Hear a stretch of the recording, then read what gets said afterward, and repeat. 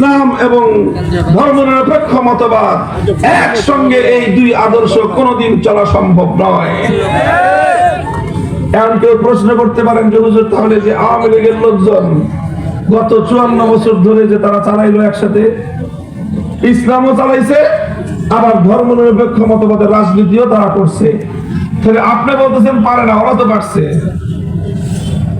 আওয়ামী লীগের লোকজন তো পেরেছে, তারা ধর্মনিরপেক্ষ মতবাদ অনুযায়ী রাজনীতি করেছে, আবার ইসলাম অনুযায়ী তারা ধর্ম মেনেছে, তারা পারলো কেমনে? এটা কেউ প্রশ্ন করতে পারেন? এই প্রশ্নের পরিষ্কার জবাব হলো এই যে তারা যা করেছে, শুধু তারা না, শুধু আওয়ামী লীগ বলে কথা না, আওয়ামী লীগের নামটা এই জন্য বিশেষভাবে উল্লেখ করলাম কারণ বাংলাদেশে এই অভিশপ্ত ধর্মনিরপেক্ষ মতবাদের রাজনীতি আওয়ামী লীগ আমদানি করেছে। আওয়ামী লীগের আগে বাংলাদেশে কোন দল কোনদিন ধর্মনিরপেক্ষ মতবাদের কথা বলে না। এই জন্য তাদের কথা বলতেছি। তাদের ধর্মে, তাদের সংগঠনের সংবিধান অনুযায়ী, তারা তাদের সংগঠন আওয়ামী লীগের দলের গঠনতন্ত্র অনুযায়ী তারা ধর্মনিরপেক্ষ দল। এই জন্য তাদের কথাটা বলতেছি যে তারা যে চালালো, একই সঙ্গে তারা বলে যে তারা মুসলমান, আবার একই সঙ্গে তারা বলে তারা ধর্মনিরপেক্ষ। প্রশ্ন করতে পারেন হুজুর, আপনি বলতেছেন দুইটা একসঙ্গে চালানো যায় না, আওয়ামী লীগ তাহলে চালাইলো কেমনে?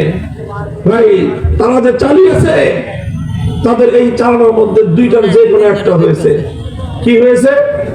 কি হয়েছে? দুইটার যে কোনো একটা হয়েছে। হয় তারা ধর্মনিরপেক্ষ মতবাদ বুঝে শুনে তারা এটার অনুসারী হয়েছে, বুঝে শুনে ধর্মনিরপেক্ষ মতবাদকে অনুসরণ করেছে, তারা এটা বিশ্বাস করেছে যে রাষ্ট্রকে ধর্ম থেকে আলাদা করতে হয়, হয়তো এটা বিশ্বাস করেছে যে রাষ্ট্রকে ধর্ম অনুযায়ী চালানো যায় না। এই কথা যদি তারা বিশ্বাস করে থাকে, দাপ্তরিক ভাষায় কথা হলো একটা বেঈমান নাই, সব বেঈমান।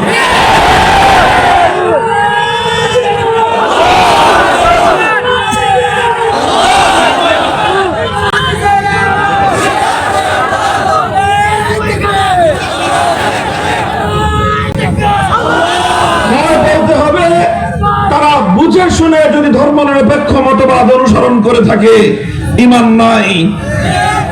আর যদি বলেন যে না, এত কিছু তো বুঝে নাই, হ্যাঁ, এটাই আমাদের ধারণা যে আওয়ামী লীগের মুসলমান যারা যারা তাদের রাজনীতি করেছে, তারা তাদের ধর্মনিরপেক্ষ মতবাদ কি জিনিস এটা বুঝে নাই। না বুঝে শুনে এই ধর্মনিরপেক্ষ মতবাদের রাজনীতি করেছে, সেই ক্ষেত্রে বলতে হবে যারা না বুঝে শুনে কোন আদর্শের রাজনীতি করে, এই পৃথিবীতে তারা হলো সবচেয়ে বড় গণ্ড মূর্খের দল। এখন কোনটা করবেন এটা আপনাদের সিদ্ধান্তের বিষয়। বলেন, আপনারা কি বুঝে শুনে করেছেন? যদি বুঝে শুনে করে থাকেন, বেঈমানের দল, না বুঝে করে থাকলে মূর্খের দল।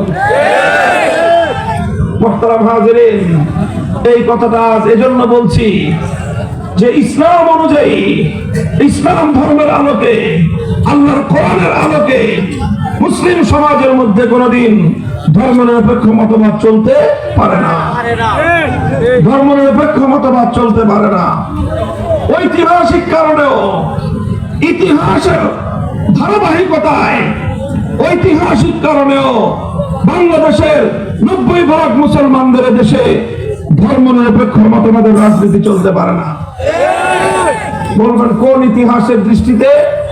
ইতিহাস যদি আপনারা পড়ে থাকেন, বিগত প্রায় 350 বছরের ইতিহাস পড়ুন। ব্রিটিশদের আমল থেকে, ব্রিটিশদের হাত থেকে আমাদের এই দেশকে মুক্ত স্বাধীন করবার জন্য গোটা পাক ভারত উপমহাদেশ ব্রিটিশের গোলামীর জিঞ্জির থেকে আজাদ করার জন্য 190 বছর পর্যন্ত লড়াই চলেছে, সংগ্রাম চলেছে। 190 বছর, 1757 সাল থেকে 1947 সাল পর্যন্ত এই লড়াই হয়েছে।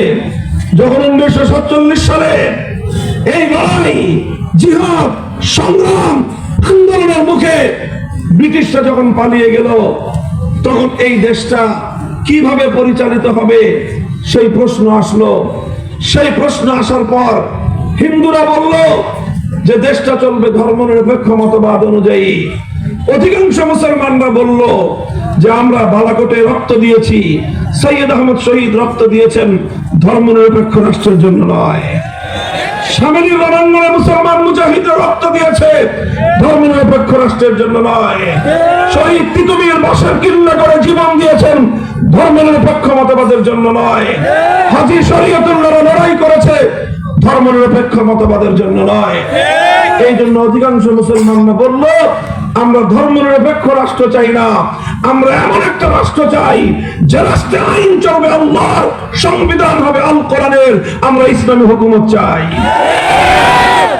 শেষ পর্যন্ত মুসলমান